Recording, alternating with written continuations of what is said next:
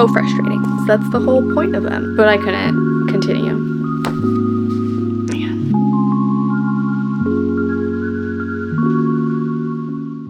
Hello and welcome. I'm Mirai, and today we're gonna do my August wrap-up. This is a little bit delayed, and I'm sorry, but I read a lot of books in August. I think 18, if I counted correctly, which I was planning on reading less, so I don't know how I ended up reading more, but oh well. I did pretty good on my TBR this month. I read 4 of the 5 books, so let's go through them. So first off, we had a new book release, and I read Not in Love by Ali Hazelwood. This is basically just the spicy version of Ali Hazelwood's STEM romances, where Eli and Rue, who struggle with emotions, I guess, mainly Rue, find themselves in a purely physical relationship while Eli's company is threatening to overtake Rue's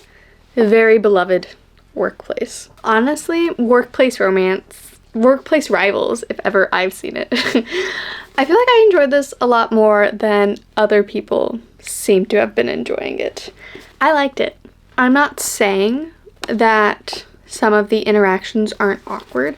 There is, I think the main thing that I noticed that bothered me, that bothered other people, was that Rue's chapter, it's like dual point of view, kind of. Rue's chapters are written in first person, and Eli's chapters are written in third person.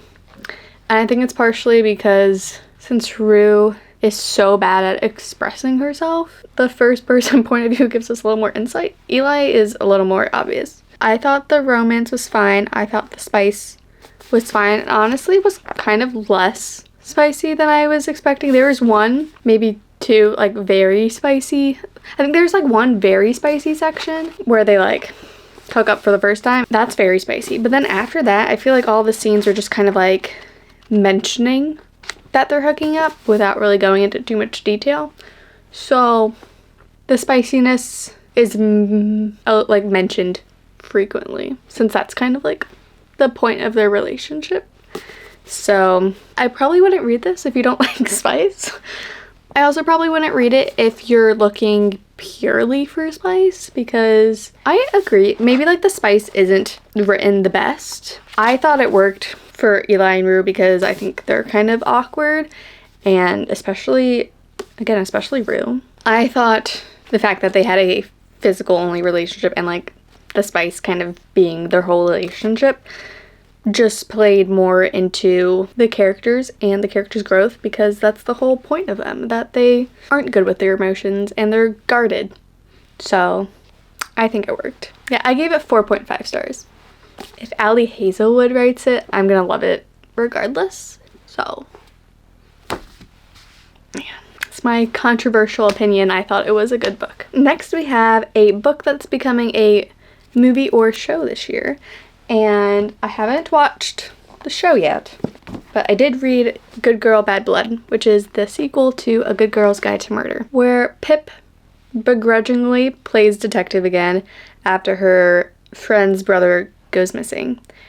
And she's also started a new podcast and she chronicles her investigation in this book in her podcast. So that brings in some more complicated elements. But I really liked it. I didn't like it quite as much as A Good Girl's Guide to Murder, but I still liked it. And with where this book went at the end, I am very excited for the last book in the series, As Good as Dead. Very excited for that. And I feel like that's everybody's like favorite book in the series, maybe. Everybody really likes that one. So I'm really excited to finish the series. I gave this 4 stars. Alrighty. Has a title that is a complete sentence. For this one, I read That Prince Is Mine. This just came out, actually, July 30th. I feel like I enjoyed this more than I thought I would, though, I don't know. I enjoyed it. I feel like it was written a lot more adult than I thought it would be. I thought it would just be like a fun, light little Hallmark vibe chick flick. But then, like, all of a sudden, there was like random spice. I wouldn't say it's spicy. I'd give it like maybe like 1 spicy. But I was just not expecting any of those kind of references. So it really took me by surprise and kind of made me uncomfortable. I think it was just like there's too much awkward spice allusions in here where they didn't need to be. And that's really my only complaint. I think honestly it was pretty good. I gave it 3 stars. I did enjoy it. I do think it's a decent read. But what is it about? So this is basically, you know, our classic. A foreign prince moves to the US to, you know, find someone to be his bride because he wants to find love the natural way rather than being forced into an arranged marriage with someone he doesn't necessarily love. And then she's the opposite, where she's looking for someone half-heartedly who basically has the exact same life as her, has like the same background, so like not him. And she also wants her godmother. She also wants her godmother to use her matchmaking service to find her someone. That was decent. Alrighty. Next we have a 1-word title. I picked Legendary. This is the sequel to Caraval. And in Legendary we learn a little more about Legend and his past and maybe who he is. This was really good. I think I like this more than Caraval. I feel like I definitely like this more than Caraval. And I really liked Caraval. I'm gonna say I gave this 4.5. Did I upgrade it? I feel like I upgraded it to 5 stars on Goodreads. And if I didn't, I should do that right now because I really like this. I loved this book so much. I mainly am reading the Caraval series like to get to the Once Upon a Broken Heart series. But I kind of feel like I might end up liking Caraval more because I feel like some people don't really like Caraval, but they really like Once Upon a Broken Heart, and other people don't really like Once Upon a Broken Heart, but they really like Caraval, so I don't know. I'm a little worried that I won't actually like the Once Upon a Broken Heart series, so. But this is amazing. You should really read this. Okay. And then the book in my TBR that I didn't read was a dark academia book, Babel, which I feel like has been on my TBR like 3 times already this year. And I do really want to read it, and I am going to read it. I promise. I'll probably pick it up in September or October. Maybe the beginning of November. But I will definitely read it this year. Definitely. And let's go through the other books that I read that I have physical copies of. I actually listened to the audiobook version of this, which I did really enjoy. Some books like I feel like are definitely better on audio, and then this is a book which I think would be great. I mean, I listened to the audiobook and I thought the audiobook was fantastic, but I also think just reading the book physically would be fantastic because I absolutely loved it.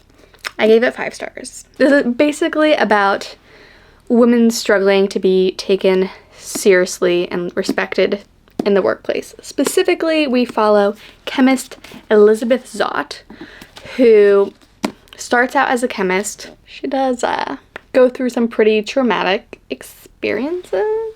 I was basically holding back tears this entire book from despair, pride, joy, everything.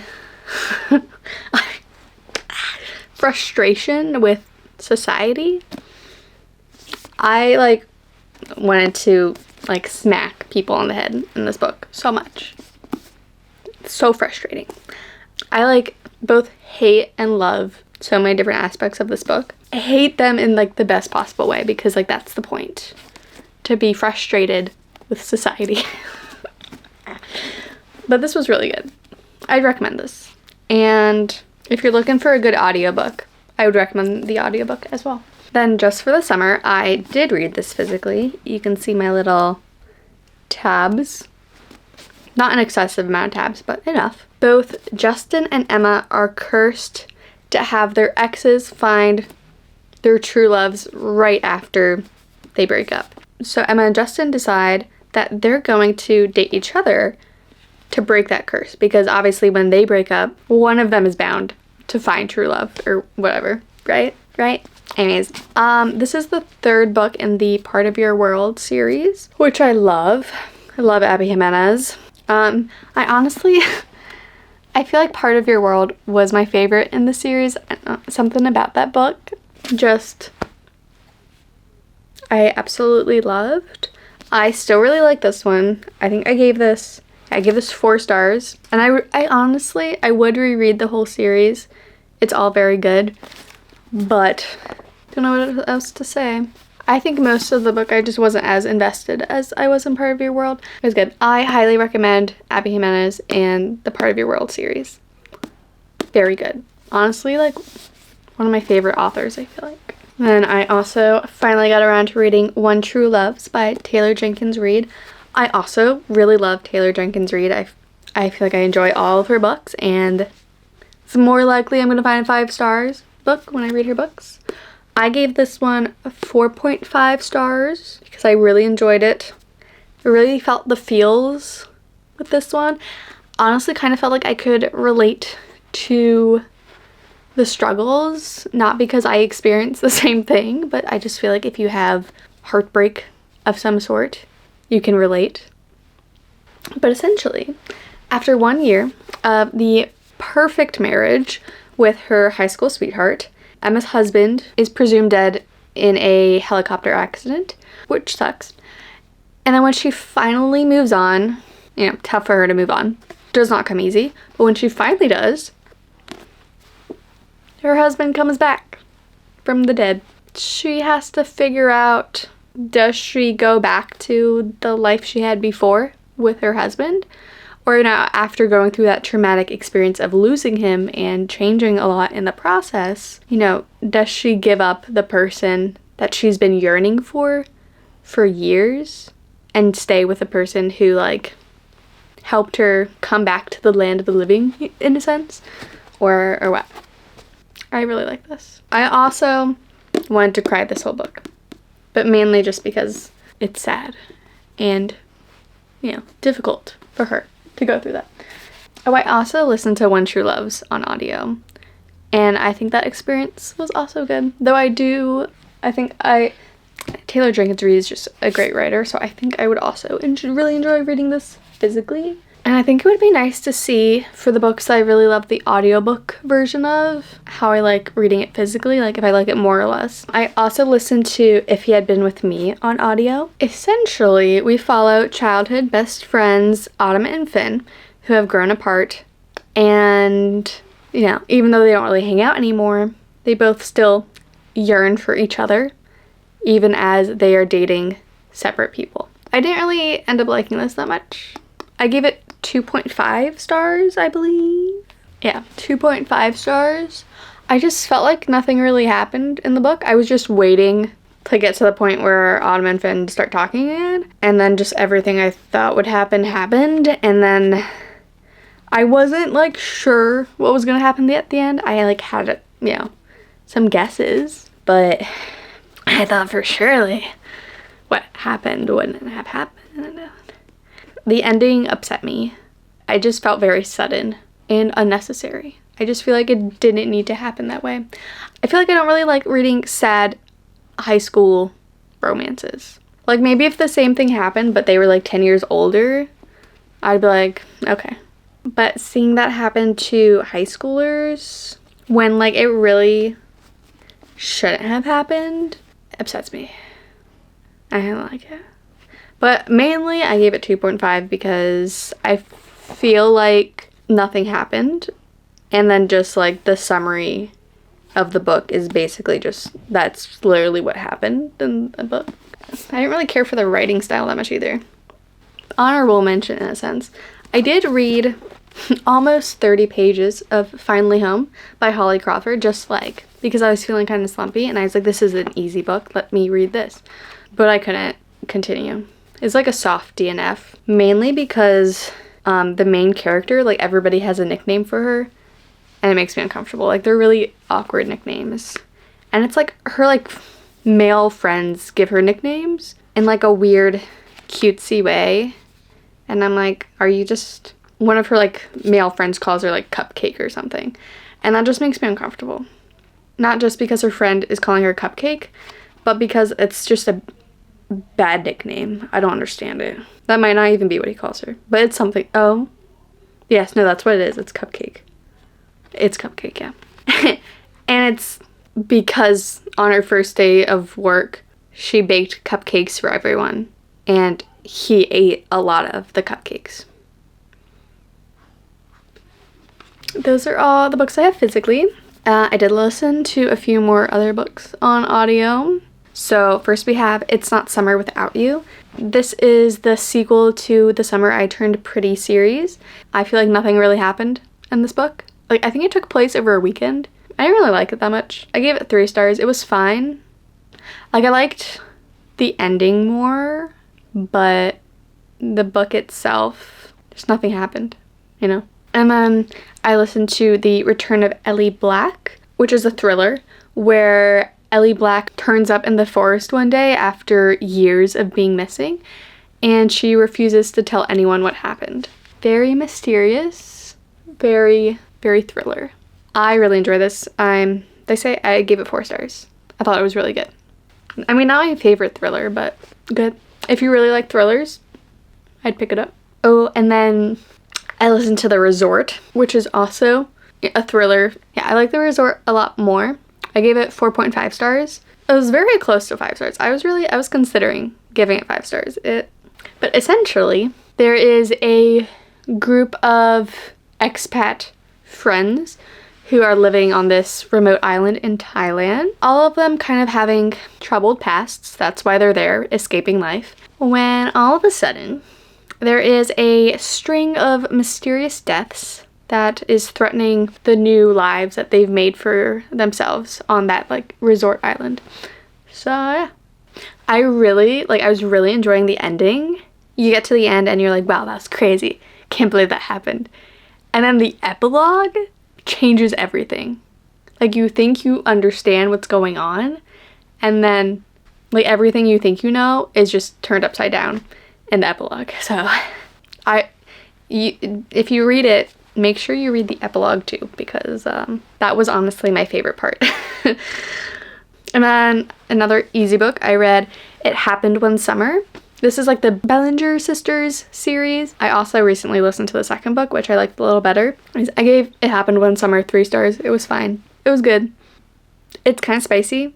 It's actually very spicy, like to the point where I like, whenever the spicy scene started, I just felt like I was like skipping the whole time. I was like, no. Something about audiobooks just make the spice so much worse. It's 4 spices. Another one to avoid if you don't like spice. But essentially it is about Piper Bellinger, who is very used to the LA socialite party scene, but then she finds herself in jail after going a little too crazy and throwing a party, and her stepfather cuts her off from his wealth and forces her to live in this little fishing town, and there's a bit of a romance between her and a fisherman. But they clearly have very different lives. Honestly, it was pretty good. I just didn't like the spice. Then I read Right on Cue. This is just kind of like a cute little rom-com, very, very chick flicky. And it is about a screenwriter who finds herself playing the leading lady opposite the person that she hates the most in the industry. They kind of struggle to pretend like they like each other. Yeah, I gave this 3.5 stars. It was a little spicy with 3 spices. Not as spicy. It was tolerable. This is a book where, like, you know, the romance is cute. I feel like all of the them growing closer parts are, like, happening off the page. Like, you don't really see that. You see that they know a lot about each other all of a sudden, and that they're spending more time together. But, like, you don't really know. Like, I feel like I didn't really understand why they liked each other so much. Like, I missed those conversations that they had. And then I read The Wicked King. Read this on the Kindle. This is the sequel to The Cruel Prince. Basically follows the politics in Fairyland. I won't give more than that for fear of spoiling things. But I didn't really like this as much as The Cruel Prince. I felt like it was kind of boring. The second part of the book I liked a lot more. So yeah, that's why I gave it 3.5 stars instead of just 3 stars. Because it was like 3 stars for the first half, maybe 4 stars for part 2. I think I'm going to wait a while before I read the next book. The Queen of Nothing. I feel like I've heard good things about the Queen of Nothing, but I was too bored during part 1 of The Wicked King that I am not eager to continue with the series. Then I read Secretly Yours, a lot of Tessa Bailey books I've been reading recently. I didn't like this one as much. I give it 2.5 stars. I've been reading books lower. But basically it's a romance between the very disorganized gardener and this guy she used to have a crush on, or I guess still has a crush on, who is a like professor turned writer, and he follows a very strict time schedule. A little clashing of those differences in like the very essence of their beings. Very rom-com-y, very I got kind of bored. Very insta-lovey. Like another one where I feel like they're just attracted to each other. I don't know why they like each other. And I think if I was reading it physically, I wouldn't continue reading it. But like since I was listening to the audiobook, I just powered through. I didn't particularly like it. Didn't particularly hate it. Just meh. Next I listened to By Any Other Name, which is another cutesy little rom-com. Another enemies to lovers romance. Essentially it's about a editor, Lainey, whose favorite author ends up not being quite who she expected her to be. This one was pretty fun. I enjoyed this. It was cute. Exactly what I'm looking for. Trying to listen to an easy, fun audiobook romance. 4 stars overall.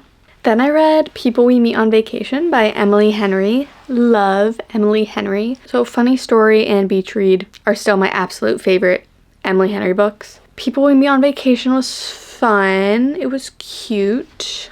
I like Alex and Poppy. I like their relationship, but didn't enjoy it quite as much as I did Funny Story and Beach Read. I give it 4 stars overall. Essentially, in People We Meet on Vacation, we follow Alex and Poppy, who vacation together every year until the one year where something happened on vacation and they just completely stopped talking to each other and didn't meet up again for 2 years, when Poppy decided to go on one last vacation with Alex in an attempt to save their relationship. I mean, I recommend Emily Henry, so pick it up, but still Funny Story is my favorite. So. And then finally, I listened to The Silent Patient. He does a really great job with thrillers. I feel like there's always there's a good twist at the end. Always. I feel like I don't quite get as invested in his books, but I appreciate his writing and his craft. Basically, what happens is this woman is convicted of killing her husband, and ever since she hasn't spoken a word. And she is put up in a mental illness home. Then a psychotherapist comes around and starts working at the home that she's at and is determined to be the one who, heals her mentally and gets her to start speaking again and learn what happened that day so many years ago. The twist is good. I didn't expect what happened at all until it became, more obvious. I don't know what to say without spoiling it. There came a point where I was like, wait a second. Is this what happened? But I never fully guessed it. Anyways, it's a good thriller. I think Alex does a great job. I gave it 4 stars overall. Really good. Really appreciate it, but I just don't connect with it as much, I guess. Those are all the books that I read in August. Yeah, I've been feeling a little more slumpy lately, even though I read a lot of books in August. It's kind of surprising. I do not plan on slowing down with my reading because I'm actually on a mission to finish reading all the books on my physical TBR. Like, literally all of them. That was my reading month. Let me know down below how your August reading was. If there are any books you recommend. If you disagree with me on my ratings of the books I read, I am sure there are people who do. I hope you guys have a wonderful rest of your day, and I'll talk to you guys later. Bye!